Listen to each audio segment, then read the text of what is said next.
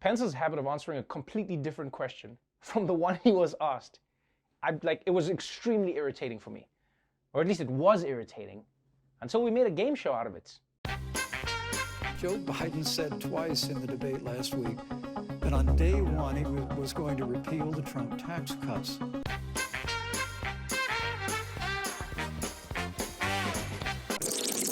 Vice President Pence, do you believe that climate change poses an existential threat? I couldn't be more proud to serve as vice president to a president who stands without apology for the sanctity of human life. I'm pro-life. I don't apologize for it.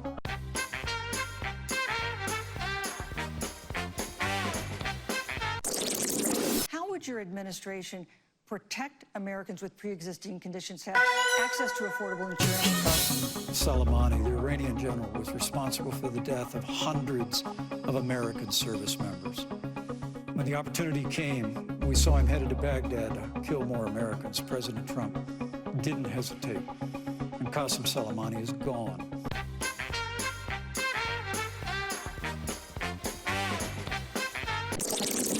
If Roe v. Wade is overturned, what would you want Indiana to do? I can't believe I lost $40,000 on that game.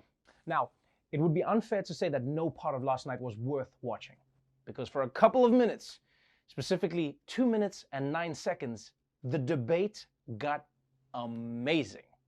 A fly stole the spotlight. It landed on Vice President Mike Pence's head and stayed there for about 2 minutes. Everyone but Pence seemed to notice. The fly that landed on Mr. Pence's head and sat there for 2 minutes and 9 seconds. I thought that the most effective being on that stage to go after Vice President Pence was that fly that landed on his head. Who would have predicted a fly would steal the show? Okay, can I just say that I was not surprised at all to see that fly land on Mike Pence. First of all, even a fly knows better than to touch a black woman's hair.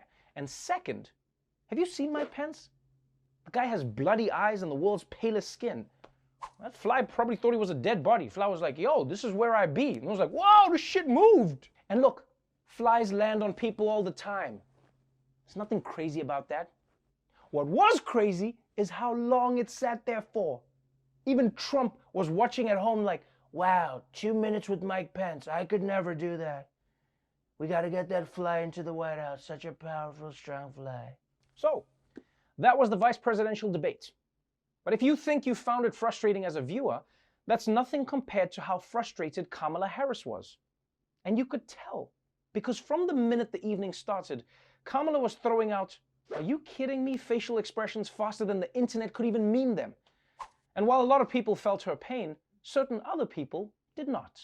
Well, not even the plexiglass could contain that strong side-eye that Kamala Harris was giving the vice president. And I think what people took away from it was a bit abrasive, a bit condescending. I don't think she did a good job of making herself likable, and the scowls and the funny faces were not that helpful. Those facial expressions and the way she behaved were really off-putting. She could do a little more than make these awkward smiles and just shake her head. The only real mistake Kamala Harris made tonight was the over-smirking, over-smiling. That same kind of haughty, smug, smirking framework that it is not a good look on men or women.